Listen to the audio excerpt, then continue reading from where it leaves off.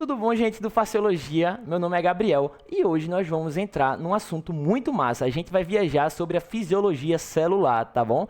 E aí a gente vai basicamente destrinchar a célula ao máximo, a gente vai lá dentro e entender como funciona tudo da nossa vida, tá? Que é o início de tudo, né? São as nossas células. E aí eu vou trazer em 3 tópicos para vocês, que vão ser esses daqui, ó. A gente vai falar sobre a membrana plasmática, a gente vai falar sobre as organelas citoplasmáticas e o núcleo em si também. A gente vai dividir nesses 3 tópicos e no final a gente vai fazer um geralzão, juntando tudo, explicando como funciona a fisiologia em si, o metabolismo, a hereditariedade, beleza? Vem comigo e não pisca o olho não, vamos embora, beleza? Vem! Então vamos lá, gente. O que seria essa fisiologia celular? Quando a gente fala de fisiologia celular, a gente vai entender o funcionamento das células, certo? O que elas compõem, quais são as suas composições e como elas interagem entre si, tá? A gente vai falar aqui de suas organelas, por exemplo, o que compõe ela, e a gente vai tanto compreender como é que funciona esse metabolismo celular e até a transmissão dos genes também, tá? Da hereditariedade, que a gente vai comentar numa aula mais adiante também, vai ser massa, beleza? Então, vamos embora, vem aqui comigo e não para, vamos! Então, gente, aqui só para contextualizar para vocês, ó, a gente vai falar sobre a membrana plasmática, as organelas citoplasmáticas e o núcleo, tá?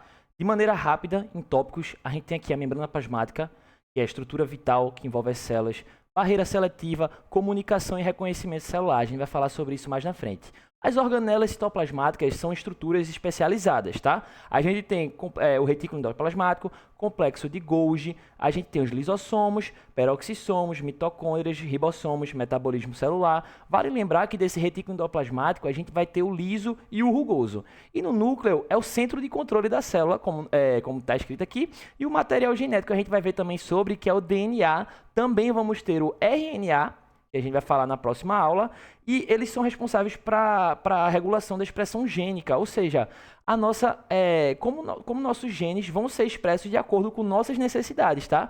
E vai coordenar os processos vitais também. Também vamos falar um pouco mais na frente sobre hereditariedade também, que é um assunto muito massa, beleza? Então, preste atenção, vamos embora. Vamos lá, gente, preste atenção. Meu rostinho não está aqui porque o slide é muito completo, então a gente tem que prestar muita atenção nessa parte aqui, que é fundamental para entender como funciona a membrana plasmática, tá? Acho que muita gente sabe já, mas ela é composta por uma bicamada fosfolipídica, que a gente chama, certo? E ela tem 3 tipos principais de lipídios. Quais seriam? Os fosfolipídios, o colesterol e os glicolipídios.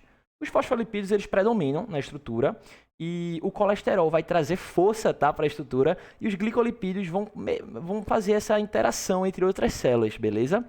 E a estrutura dupla dela a gente traz para essa membrana uma característica muito especial, que é de fluidez, que é fundamental para o funcionamento e transporte de substâncias, tá?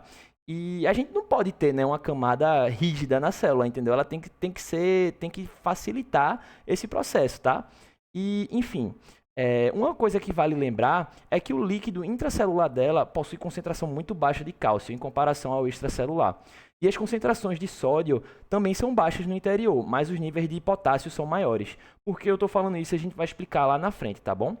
E além dos fosfolipídios, do colesterol e dos glicolipídios, a gente vai ter também as proteínas. E as proteínas, ela têm um papel fundamental também na membrana plasmática. E tem 2 tipos de proteína, preste atenção comigo. A gente tem as proteínas integrais, que atravessam essa bicamada fosfolipídica que a gente está vendo aqui. E a gente tem também as proteínas que são as periféricas, que a gente chama, que elas estão associadas à superfície interna ou externa da membrana, tá? E aí, gente, dessa forma, a gente consegue compreender que a membrana plasmática ela tem diversas funções, tá? E uma delas, ó, lembra comigo, fala em voz alta se possível, é o controle seletivo do fluxo de substâncias. Ela permite a entrada de nutrientes e a eliminação também de resíduos, tá? E esse processo ele acontece através de diferentes mecanismos de transportes, que é o que a gente vai falar agora no próximo slide, beleza? Vamos embora! E aqui, gente, a gente vai ter o controle seletivo do fluxo de substâncias, tá? Que a gente vai ter a entrada de nutrientes e a saída de resíduos, tá? Que a gente não vai querer. E aí a gente vai ter esse tipo de transporte, que é a difusão simples, a difusão facilitada e a osmose. Todos esses não precisam de energia, tá? Para ocorrer, não há gasto de energia. E aí, na difusão simples, a gente vai ter a passagem direta pela membrana, pela camada lipídica, tá? E na facilitada, a gente vai ter as proteínas que eu falei para vocês lá, as integrais, as periféricas, que elas vão facilitar esse processo. E na osmose, a gente vai ter basicamente a difusão da água, através dos canais de aquaporina, que a gente chama, beleza? Então, não gastam energia, tá? Anota isso que é muito importante.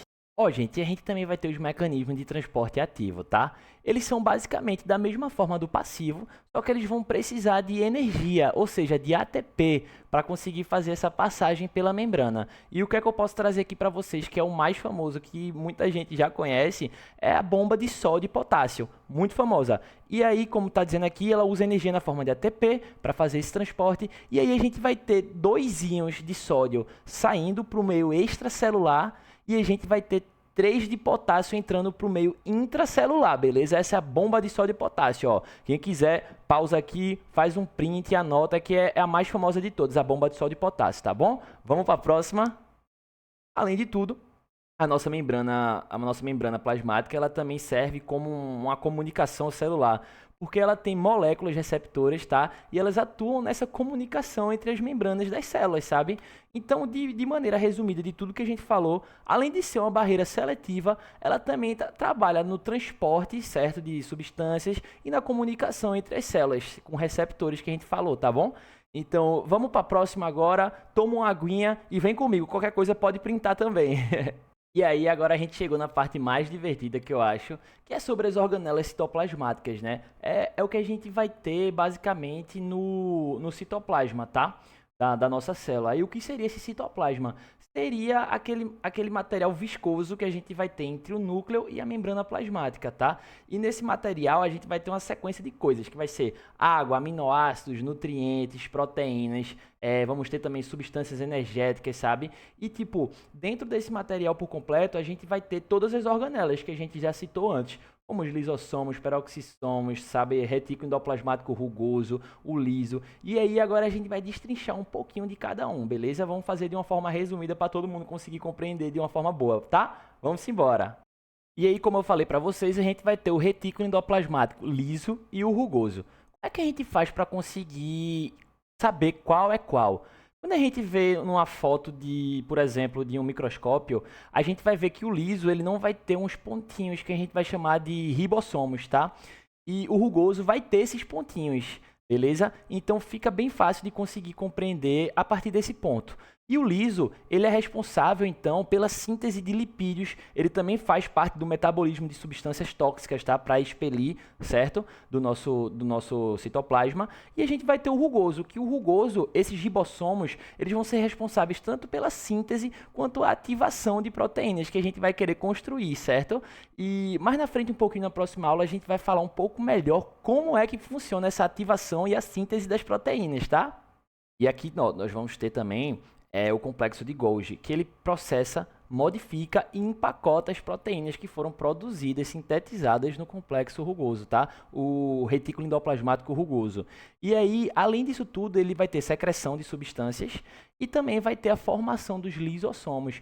E já puxando aqui um gancho, o que seriam esses lisossomos, né? Esses lisossomos, eles vão fazer parte da digestão celular. Eles vão, por exemplo, tirar substâncias indesejadas do nosso citoplasma e levar para a parte de fora do nosso citoplasma, tá? E aí a gente tem as enzimas hidrolíticas, que é isso que a gente quer dizer sobre essa digestão que a gente está falando. Elas vão quebrar as moléculas complexas em componentes menores. E também elas fazem destruição de substâncias estranhas, tá? Não só de remover para fora da célula, ela também faz a destruição dentro da célula mesmo. Aqui também nós vamos ter os peroxissomos, que fazem parte do metabolismo e síntese de lipídios, tá? A gente tem também a neutralização de espécies reativas de oxigênio e a desintoxicação celular. Eles são como se fossem os primos dos lisossomos, tá? E as mitocôndrias, as famosas mitocôndrias, usinas de energia. Por quê? Porque elas fazem a produção de ATP. E é a nossa moeda energética que a gente tanto fala, a adenosina trifosfato. E ela também atua na regulação do metabolismo, certo? Como assim na regulação do metabolismo? Por exemplo, quando você vai fazendo muita atividade física, você começa a produzir mais mitocôndrias, por exemplo, e com mais mitocôndrias você vai ter mais metabolismo celular funcionando. Então, ela é responsável por esse metabolismo celular de maneira direta, sabe? E ela também é responsável pela apoptose celular, e a morte programada de algumas células, tá? Algumas células indesejadas, por exemplo. E aí vamos ter os ribossomos. A gente já comentou sobre eles, certo? Que no retículo endoplasmático rugoso eles são encontrados também, tá? Ao seu redor. E elas são organelas que não têm membranas, tá? Não membranosas. E, como eu disse aqui, elas estão presentes no citoplasma também e na síntese de proteínas do retículo endoplasmático rugoso, tá? Que é guiada pelo DNA.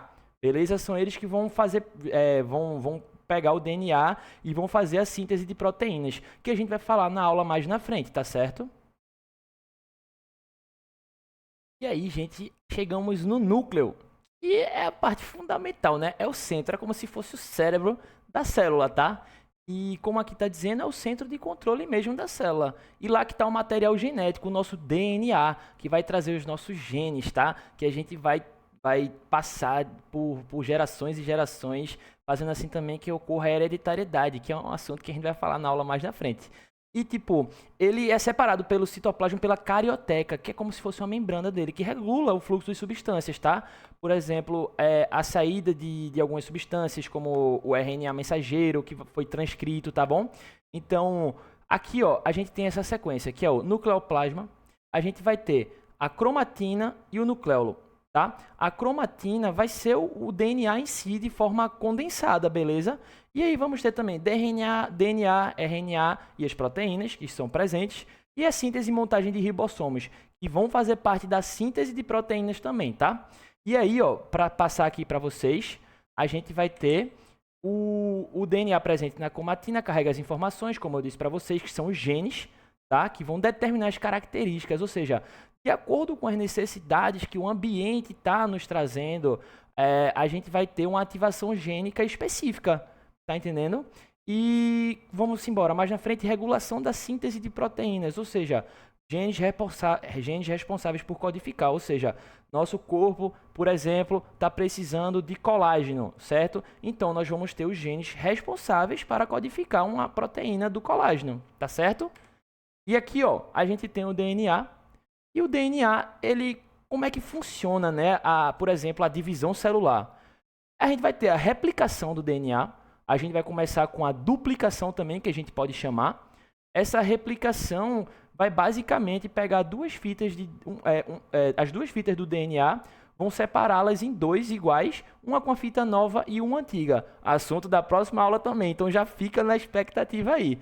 Depois disso, ele vai ser transcrito, ou seja, o DNA ele vai ser transcrito em um RNA mensageiro, tá?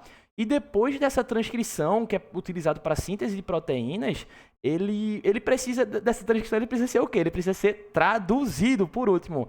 E aí sim, beleza? E vamos lá. E aí a gente vai ter regulação da expressão gênica, né? Que é ativação ou desativação, tá? Em cada célula. E tudo isso para dar especificidade para a célula que a gente está trabalhando e para a proteína que a gente vai formar também. A síntese de proteína, beleza? Isso é muito bonito, isso é muito massa. Então, fica ligado que mais na frente vai vir mais aulas e mais aulas aqui. Um pouco das nossas referências para quem quiser estudar. E é isso, gente. Obrigado aqui por estar mais uma vez conosco no Faciologia e contamos com vocês na próxima, tá bom? Abraço, valeu!